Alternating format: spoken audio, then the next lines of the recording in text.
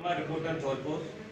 आज हम राजाखेड़ा विधानसभा क्षेत्र की भाजपा प्रत्याशी नीरजा शर्मा के पास में हैं। उनसे हम इंटरव्यू करने की कोशिश करेंगे। मैडम, सबसे पहले तो मैं अपनी तरफ से, अपने चैनल की तरफ से आपका बहुत बहुत वंदन करता हूँ, बहुत बहुत अभिनंदन करता हूँ। और दो पंक्ति कहते हुए इंटरव्यू शुरुआत जरूर करूँगा कि आपके कोई एक माननीय बहुत बड़े नेता थे बीजेपी के, उन्होंने कहा था कि हार मत मानना, रार मत ठानना, काल के कपाल पर लिखकर मिटाना, गीत में। नमस्कार। जिस तरह से आपने चुनाव में पराजय होने के बाद अपनी जनता को इस तरह से सींचा है, पाला है, पोसा है, सुख दुख में आप साथ रहते हैं, इतना मनोबल हारने के बावजूद कहां से आए?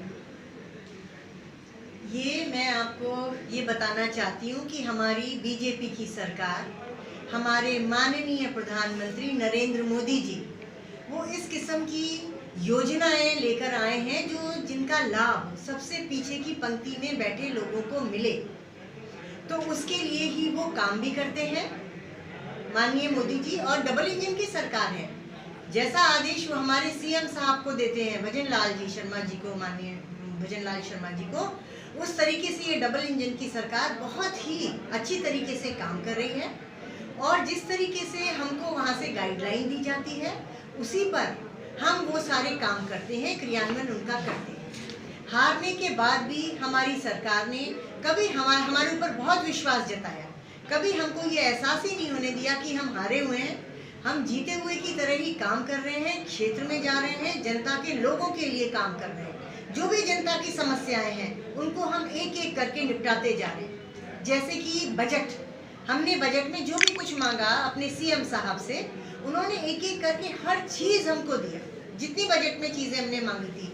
जैसे कि मैं आपको कहना चाहूँगी, इतने सालों से राज करने के बाद भी पिछली सरकारों ने एक छोटी सी चीज़, कृषि उपज मंडी नहीं लाए, आज तक नहीं लाए थे।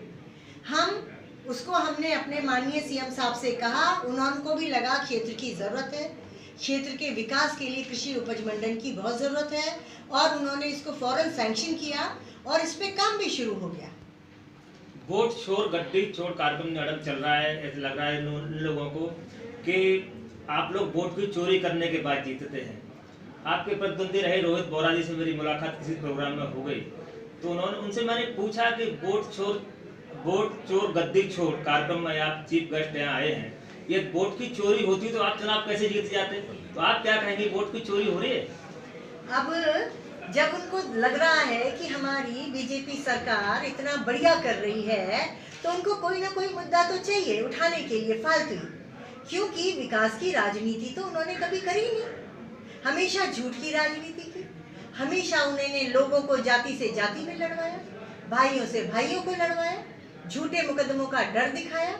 अब वो सारा डर समाप्त हो गया है। जनता जो है वो बिल्कुल नहीं डर रही है, उसको समझ में आ गया है कि क्या किया है उन लोगों ने इतने साल में। एक चीज़ मैं आपसे और कहना चाहूँगी, उन्होंने एक फालतू का ही रिको के लिए एक बोर्ड लगा रखा है राजाखेड़ा में बहुत सालों से कि यहाँ रिको बनेगा, लोगों को बेवकूफ़ बनाया है। रिको इंडस्ट्रियल एरिया, हाँ जी, वहाँ पे आज भी बोर्ड लगा देखेंगे। मैं आपको गारंटी कर रही हूँ और बता रही हूँ, और ऊपर सबको भी बता रही हूँ, जिंदगी में वहाँ कभी भी रिको नहीं बनेगा। ये तो गुमराह करने वाली बात हो गई, गुमराह करने वाली ये 100% वो लोग इसको गुमराह कर रहे हैं, लोगों को बेवकूफ़ बना रहे हैं। इसी तरीके से वो ये वोट चोर की बात कर रहे हैं, उनका तो काम ही है लोगों को बेवकूफ़ बनाने का, झूठ बोलने का। कुछ दिन से मैडम तोड़फोड़ धौलपुर में शुरू हुई है। जब तोड़फोड़ शुरू हुई तो क्या 150 साल से प्रशासन नहीं था, ये अवैध था? तो पहले भी आपकी सरकार रही थी, यहाँ की मुख्यमंत्री भी रही थी, और जब जनता का मकान टूटे तब आप लोग नहीं निकले, और जब आप लोगों के तोड़फोड़ पर घर पर बुलडोजर पहुंच गई, तो ऐसा नहीं लगता कि आप लोगों ने देर कर दी है? पहले मकान को आप लोग तोड़ने से रोकते तो शायद ये नौबत नहीं आती। नहीं, ये मैं आपकी इस बात से एग्री बिल्कुल नहीं करती हूँ कि जब हमारे फूटे नहीं, अपनी बात का तो हम कभी मुद्दा ही नहीं उठाते। हम केवल और केवल अपने समाज के लिए, अपने लोगों के लिए ही मुद्दा उठाते हैं। जब ये बात आई कि इसके विकास के लिए, धौलपुर के विकास के लिए, राजाखेड़ा के विकास के लिए, जहाँ के लिए भी, तो जहाँ पर आप देखिए ना कितना अच्छा रेलवे स्टेशन बन रहा है, अब वहाँ पर अभी तो बनके तैयार हुआ है, हमारी गवर्नमेंट में ही तो बनके तैयार हुआ है रेलवे स्टेशन। कभी आप उस पर जाके आइए, लोगों को अपने इससे फोन से पिक्चर से लोगों को दिखाइए कि किस तरीके क्या से। जोड़ तोड़ में आप भरोसा रखती हैं कितना टूटना चाहिए था? आपका क्या मत है इसकी? नहीं, जिसका भी गलत है उसमें सबका ही टूटना चाहिए। उसमें क्या मेरा, क्या तेरा, क्या अमीर, क्या गरीब, ये चीज़ नहीं होनी चाहिए। जो विकास के लिए अच्छे, बहुत पानी भर रहा था पहले, कभी इतना पानी नहीं भरा धौलपुर में जितना अब इस तरीके से पानी भरा है, तो उसके लिए विकास के लिए काम तो करना ही पड़ेगा। दूसरे, अगर पहले वो काम नहीं हुआ तो क्या अब नहीं होगा? मैं आपसे पूछना चाह रही हूँ, मान लीजिए पहले हमने कोई काम नहीं किया तो अब करना ही नहीं चाहिए हमको इसको?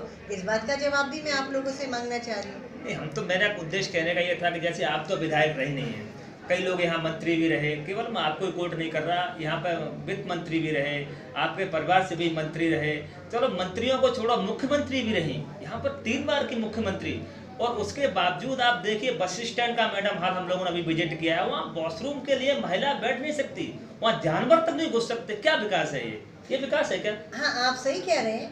अब यहाँ के जो विधायक हैं धौलपुर के, ये सवाल तो कायदे से आपको उनसे करना चाहिए। मैं करूँगा ना, किया है मैंने। हाँ, लेकिन फिर भी हम इस चीज़ में, ये सारी चीज़ों से हम ऊपर अपनी सरकार को अवगत कराते हैं, और हम और कोशिश भी कर रहे हैं। राजाखेड़ा स्पेशली जो इतना पिछड़ा है, जिसमें कि पिछले 50 सालों से जो सरकारों ने काम किया है, वो अपने विकास की एक चीज़ तो दिखा दें पहले। आज वो इल्ज़ाम लगाने के लिए आ गए हैं, वोट चोर, गद्दी चोर। क्यों? क्योंकि हमारी सरकार अच्छा काम कर रही है, इसीलिए। अपने विकास की 5 बातें गिना दें, वो इतने सालों में, 50 साल में 5 विकास की बातें गिना दें, मैं मान जाऊंगी इन्होंने अच्छा काम किया। दिखाएं वो ला करके मेरे को। कृषि उपज मंडी वो क्यों नहीं लाए? किसानों का फायदा हो रहा था, छोटी सी चीज थी, क्यों नहीं लाए? वो कभी लाए ही क्यों नहीं? आखिरकार एक भारी हारी हुई प्रत्याशी को ही ये क्यों करना पड़ा? मैं क्यों लेके आई? किसानों के लिए। क्योंकि हमारी जो राजनीति होती है, हमारी बीजेपी सरकार में जात पात नहीं देखी जाती कि हम किसी एक कास्ट को फायदा पहुंचाने के लिए बाकी सबका नुकसान कर दें। हम लोग इस एंगल से कभी नहीं सोचते। 2 चीज़ मैडम आपके अंदर जरूर देखी हम लोगों ने, मेरी रिपोर्टिंग अभी मेरी जनता से भी बात हुई कि एक महिला होने के बावजूद भी आप 2.5-1 लाख लोगों को रिप्रेजेंट करते हैं, और उसके बावजूद भी फोन खुद उठाती हैं, ये बहुत बड़ी बात है। देखिए, मैं आज जो भी हूँ इस जनता की वजह से हूँ। मैं सुबह से, आज मैं लेट आई, आज मैं लेट हो गई, सुबह से जो मैं यहाँ आके बैठती हूँ, आप यकीन मानिए कि दोपहर को लंच के लिए भी मैं ऊपर कल 4 बज जाते हैं मुझे, और केवल 10 मिनट के लिए मैं अंदर जाती हूँ लंच के लिए। कोई मेरा रेस्ट का कोई टाइम कि मुझे आधा घंटा 1 घंटा रेस्ट करना है, ऐसा कुछ भी नहीं है। केवल मेरे पति का एक ही सपना था कि राजाखेड़ा को कम से कम मूलभूत सुविधाएं मिले इतने सालों में। वो मुझे हमेशा कहा करते थे, नीरू कहते हैं घर में मुझे, कि नीरू अगर तुमको ये देखना हो कि आज़ादी से पहले का भारत कैसा है, तो राजाखेड़ा चलो और वहाँ देखो, कोई मूलभूत सुविधाएं नहीं, सड़क, बिजली, पानी, कुछ भी नहीं। लोग इतने परेशान हैं, छोटी छोटी डिलीवरी तक के लिए उनको आगरा जाना पड़ता है, उनको धौलपुर आना पड़ता है। तो केवल मैं ये नहीं कह रही कि मैं बहुत फैक्ट्रीज लगा दूंगी बड़ी बड़ी राजाखेड़ा में, इस तरीके के वादे तो मैं नहीं कर रही हूँ, लेकिन मैं मूलभूत सुविधाएं जो उनको मिल जाए, चाहे हॉस्पिटल की सुविधा, बिजली, सड़क, पानी, ये तो होनी चाहिए। उसके लिए, पानी के लिए हमने हमारे सीएम साहब भागीरथ जी ने, उन भागीरथ जी के नाम से मशहूर हो गए वो, चंबल लिफ्ट परियोजना के लिए उन्होंने इतना काम किया, इतनी तेजी में काम किया।